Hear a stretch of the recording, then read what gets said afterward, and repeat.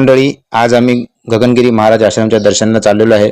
उल्हासनगर 4 नंबरनी सहल आयोजित केलेली आहे. आता 8:39 ची ट्रेन आहे. मी विठ्ठलवाडीला उभा आहे. थोड्याच वेळ ट्रेन येईल आणि आम्ही जाऊ. बाकीचे लोक उल्हासनगरला आहेत. बघू कशी होती आमची सहल आजची.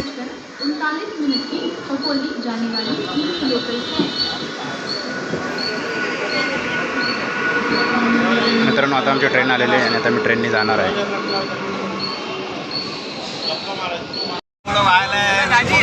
शिक्षक क्या बोलते बाकी मजे में? एक नंबर मजा आ रहा था, एकदम बढ़िया.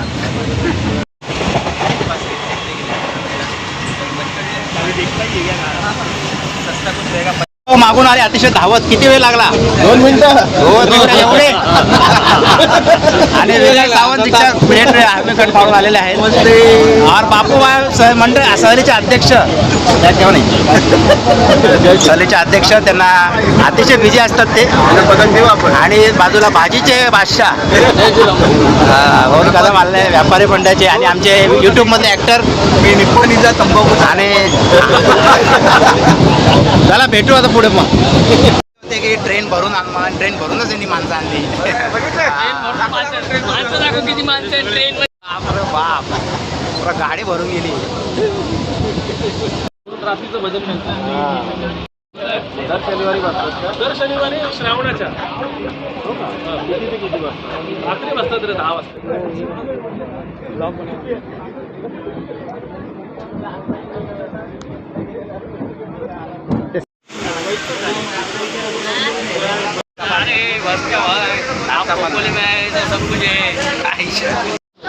कितीला भेले?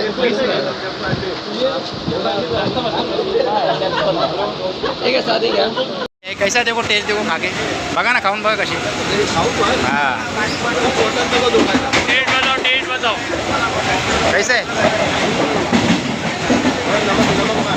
नमक मारो भाई थोड़ा.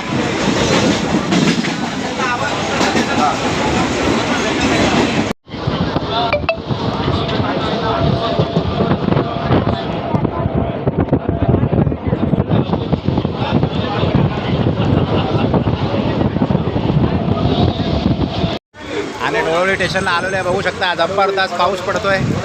डोळवली स्टेशन एक नंबर पाऊस.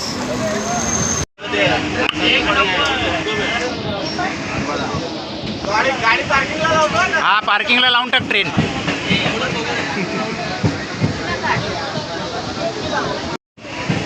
झूम करायला लागेल. कर्जतला आता आम्ही उतरलेलो आहे. आम्हाला 1.5 तास झाला कर्जतला उतरलो. सगळे आपले अंडरपंटर सगळे आलेले आहेत. लास्ट स्टॉप आहे आणि आता इथून पुढे आम्ही आता आम्ही खोपोलीला उतरलो आहे. खोपोली स्टेशन. जय श्रीराम.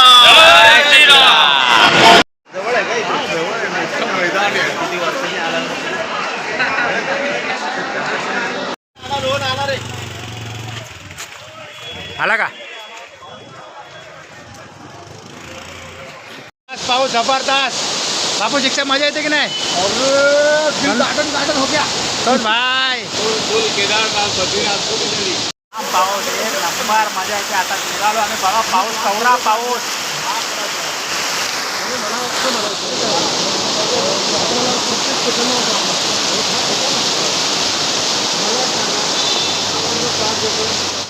श्री वीरेश्वर मंदिर शंकर महादेवाचं मंदिर आहे.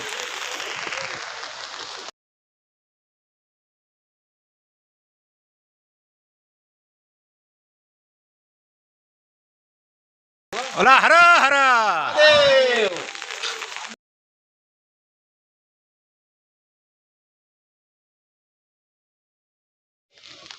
मंदिराच्या बाजूचा हा सुंदर तलावाचा परिसर बघू शकता मित्रांनो. अतिशय सुंदर असा हा तलाव. याच्या बाजूलाच हे मंदिर. या मंदिरामध्ये जी शिवलिंग आहे जे आपण आता बघणार आहोत, त्याची स्थापना छत्रपती शिवाजी महाराजांनी केली होती. आणि त्यानंतर मंदिराची निर्मिती ही पेशव्यांनी नंतर मंदिर हे बांधलं. वीरेश्वर मंदिर 1758.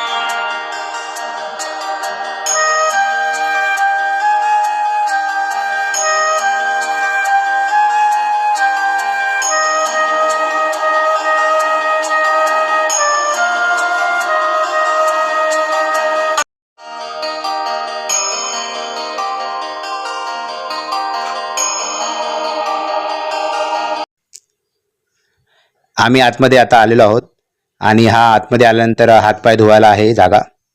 हातपाय वगैरे धुतल्यानंतर पिण्याच्या पाण्याची व्यवस्था आहे आणि इकडे छान असा सजवलेला कारंजा लावलेला आहे आणि हा आतमध्ये सुंदर असा आश्रमचा परिसर आणि इथे भोजनासाठी कुपन आहे.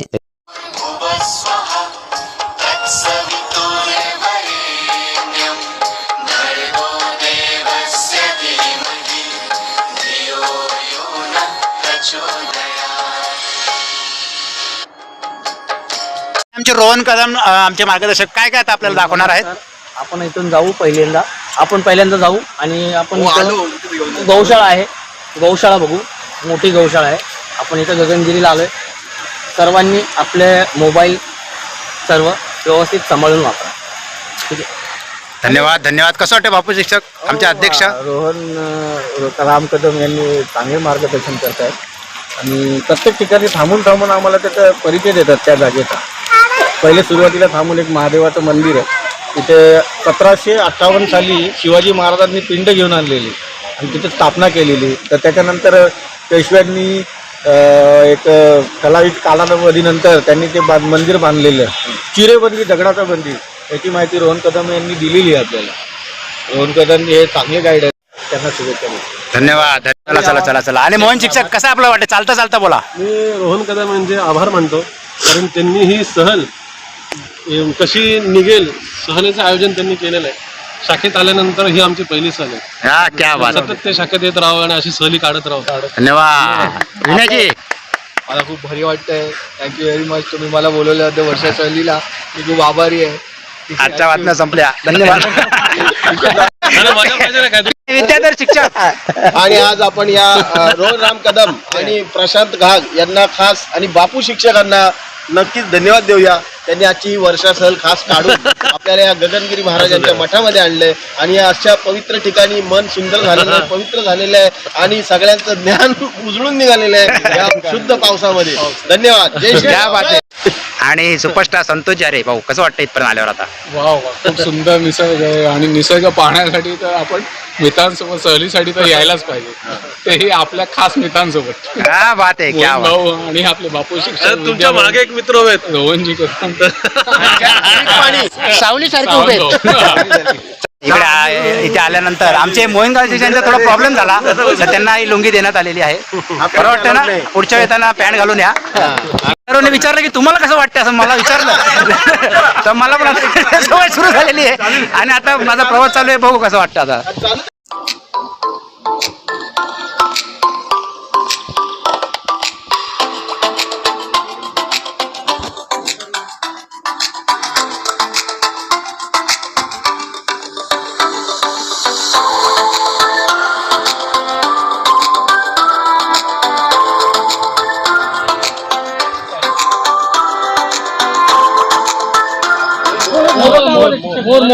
मोराचा आवाज ऐकला. इथं मोर सुद्धा आहेत. शिक्षक इथं आपण बघू शकता. हे काजूचं झाड आहे. आपण जिथे उभे आहे हे काजूचं झाड आहे. ठीक आहे. इथून आपण पुढे जाणार. इथं पूर्ण आमराई आहे, आंब्याची झाड आहेत आणि इथं मोर, वानर, लंगूर आणि लंगूर हे सर्व येतात. दिवस आहे त्यामुळे गुहा बंद आहे. गुहा दर्शन नाही. काजूचं झाड आहे तिथे. काजूचं झाड. जाम बोलतात जाम. चिकू, पेरू, आंबा, नारळ, काजू, फणस, शिक्षक तुमचं हे झाड आहे. बागे लिलीची फुलं असतात जी हारामध्ये वापरतो आपण देवासाठी.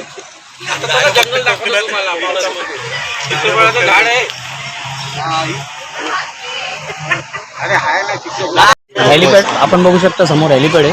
जिथं माननीय एकनाथजी शिंदे आपण हेलिकॉप्टर घेतल्यानंतर इथे राहील का जरा माप घेऊन बघा. शिक्षक हा माप घेऊन बघा. रोहनजी यांचं हेलिकॉप्टर राहील का इकडे.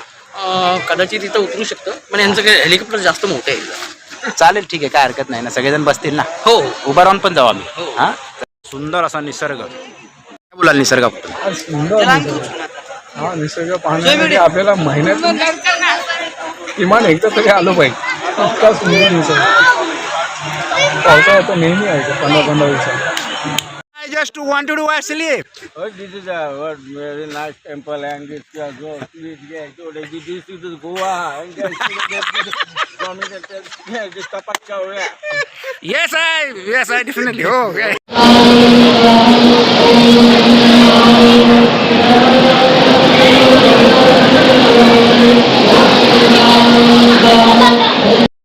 अशा रस्त्यावर मी चाललेलो आहे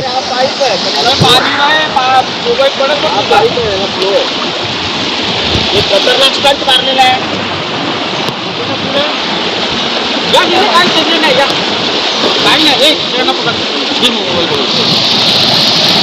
खोल आहे का जास्त खोल आहे का जास्त त्या वाटेवरती आम्ही चाललेलो आहे. कसं वाटतंय बापू भाऊ?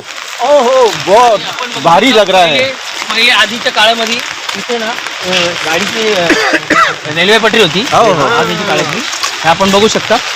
इंग्रजांच्या काळातल्या इथे मोठा टाटा पॉवरचा प्लांट आहे तिकडे वीज निर्मिती होते आणि तिकडे मोठं तलाव आहे तर या प्लांट कडे जाण्यासाठी हे रेल्वे मार्ग बनवलेला आहे. हा हे काय ते गाडी आहे विचारू नका बस 4 वाजता आपल्याला पोहोचायचंय. संतोषजी काय बोलत नाही तुम्ही? काय भारी वाटतंय इथं मस्त धबधब्याखाली आंघोळ केली मन तुटतोय.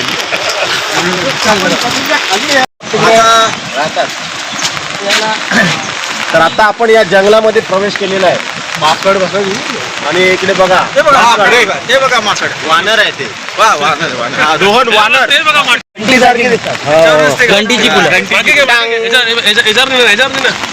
ही फुले घंटीसारखी दिसतात आणि आमच्या गावाला हे घंटीची फुलं म्हणून ओळखले जातात.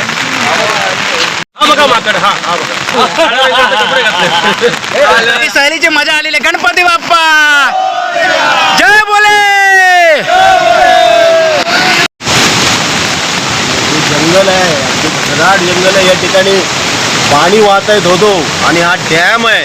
या डॅमच्या शेजारी कुणी थांबलं तर तो नक्कीच वाहून मरून जाईल.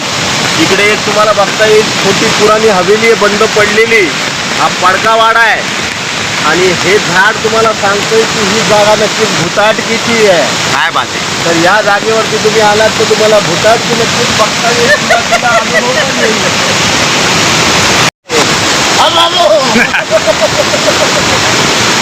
अरे हा आणि नॅचरल असा झोपाळा.